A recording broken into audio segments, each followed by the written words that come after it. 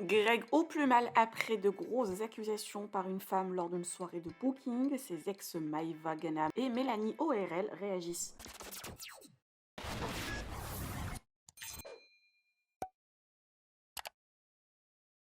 Greg, en larmes et en pleine dépression, a fait une longue story où il raconte qu'une femme l'accuse de relations non consenties lors d'un booking à Amiens le 23 octobre dernier. La fille en question aurait contacté des blogueurs mais n'aurait pas encore porté plainte. Le jeune candidat a décidé de porter plainte car il reçoit beaucoup de menaces, chantage et de l'intimidation. Et heureusement qu'il est soutenu par ses proches et son agent Magali Berda. Il va se retirer des réseaux quelques jours suite à la pression. Par ailleurs, ses ex, Maïva Genam et Mélanie ORL, ont réagi pour tacler la fille et affirmer que le candidat n'est pas du genre à insister pour avoir des relations intimes. Je vous laisse avec sa longue story. Que pensez-vous de cette nouvelle polémique? Vous pouvez partager vos avis en commentaire et n'oubliez pas de liker la vidéo et de vous abonner à la chaîne. Et j'ai flirté avec une fille après le booking. Et apparemment, cette fille me reproche comme quoi j'ai été insistant envers elle. Enfin, vous voyez ce que je veux dire.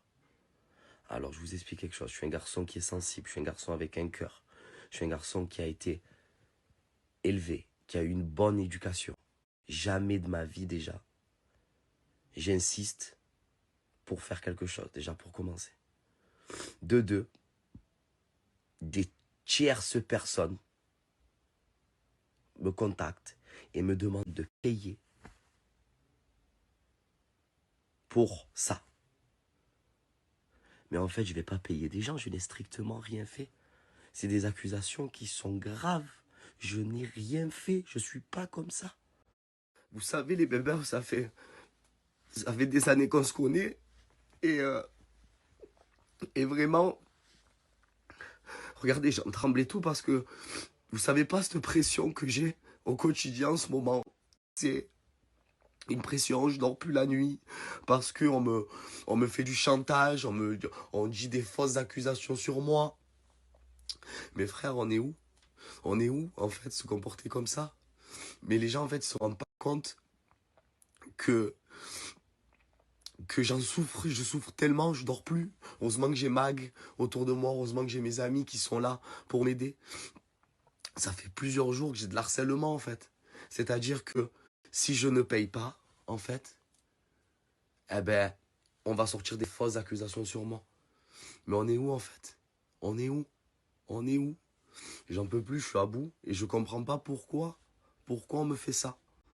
Et les bébés, je vais vous dire quelque chose, c'est qu'heureusement, en France, on a la présomption d'innocence. Parce que sur les réseaux, quoi qu'il sort, on est coupable, on va dire, entre guillemets. Parce que ça devient du grand n'importe quoi. Moi, on me menace, on me fait du chantage. Et surtout, mais surtout, c'est ça le plus grave, c'est que quand on a un comportement insistant envers une personne, soi-disant, on ne va pas voir des blogueurs, on ne va pas parler aux blogueurs en fait. On ne va pas raconter des choses aux blogueurs. Je pense qu'on va aller voir la justice. C'est mieux. Donc moi, je suis à bout de nerfs. On me prend en chantage, on joue avec mon cœur. Vous savez que je suis un garçon qui est très sensible. Je suis un garçon voilà, qui gamberge beaucoup, qui stresse. Donc, pour rien. Et là, vraiment, vraiment, c'est pas gentil du tout. Vraiment. Je me mets dans des états comme ça. Parce qu'en plus de ça, c'est que la victime va parler à des blogueurs. Enfin, soi-disant, la victime va parler à des blogueurs. Moi, j'en dors plus la nuit, je reçois des appels dans tous les sens. C'est des coups de pression. Mais c'est inhumain de faire ça. J'étais au bord du suicide. Si j'ai pas Magali, si j'ai pas mes amis, mes frères, ça veut me nuire dans ma carrière, ça veut me nuire dans tout. En fait, alors que j'ai rien demandé, je veux donner du bonheur aux gens. Je kiffe, en fait. Et je vous kiffe parce que vous êtes là, la team bébé. Oui, mes abonnés, ils sont là et je les aime d'amour. Heureusement qu'ils sont là. Mais c'est inhumain de faire ça. Donc, en fait, c'est simple. On a voulu me nuire. On a voulu me faire du mal. C'est pas grave. Vous savez, il y a une justice. Et moi, à partir de maintenant, je vais pas me laisser faire. Déjà, je me suis pas laissé faire. J'ai déposé une plainte au procureur de la République. Voilà. Au moins, c'est clair, net et précis. Comme ça. Voilà. Et moi, donc, du coup, Si j'ai décidé de porter plainte au procureur de la République, parce que c'est des choses qui sont très graves, chantage, harcèlement, extorsion, j'endors plus la nuit. Et aussi, deuxièmement, pour prévenir aux personnes qui veulent ou qui veulent essayer de me nuire, qu'en fait, ils n'y arriveront pas. Parce que moi, à un moment donné, voilà, je me protège. J'ai très peur. Nous vivons dans un monde qui fait très, très peur. Voilà. Moi, je suis un garçon qui vit la vie, qui a la joie de vivre. Et en ce moment, j'ai plus la joie de vivre. J'ai plus rien. Voilà.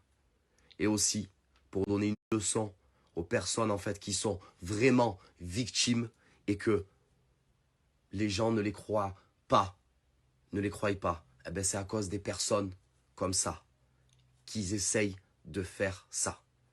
Et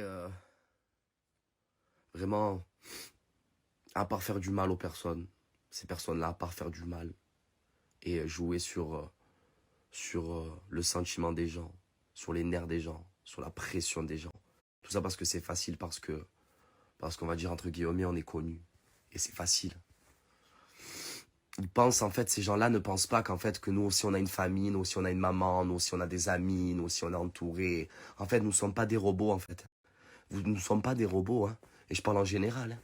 Nous avons un cœur, nous avons tous, en fait. On est des humains, hein. C'est pas parce que on est connu et qu'on est des personnages publics que en fait, vous pouvez vous permettre de tout, en fait. C'est tout ce que j'ai à vous dire. Et les bébés, pour finir, vraiment, protégez-vous. Parce que, vous savez, et je fais partie quand même de ce monde de réseaux sociaux est très très dangereux. Est très très dangereux. Ça devient en fait, ça devient du grand n'importe quoi, en fait. C'est même mieux qu'un supermarché. On peut tout mettre, on peut tout dire, on peut parler de tout le monde, on peut... Voilà, c'est la porte ouverte à tout le monde, en fait. Donc c'est vraiment, faites vraiment attention. Vraiment. Tous et toutes. Et protégez-vous, les bébés. Protégez-vous. Et la confiance, maintenant, c'est très, très dur à donner. C'est très, très dur. Voilà, il faut tout le temps rester sur nos gardes. Voilà. Voilà, les bébés. Et je pense que je vais un peu m'absenter aussi des réseaux sociaux pendant 1 ou 2 jours pour me retrouver parce que là, ça devient compliqué. Et les bébés, juste pour ajouter une cerise sur le gâteau, en ce moment, c'est très, très dur pour moi. On m'a cambriolé. Ma séparation avec Mélanie. Et ça rajoute une cerise sur le gâteau. En tout cas, sachez quelque chose, c'est que c'est honteux. Et je comprends pas comment on peut arriver à des choses comme ça. Je comprends pas. De la merde. Voilà, excusez-moi, je parle mal, mais de la merde parce que c'est honteux. Et moi, je dors plus, en fait. Je dors plus à cause de ça. L'harcèlement, c'est ce qu'il y a de plus pire, en fait. De la pression au quotidien. De la pression au quotidien. Je n'ai strictement rien fait. J'ai strictement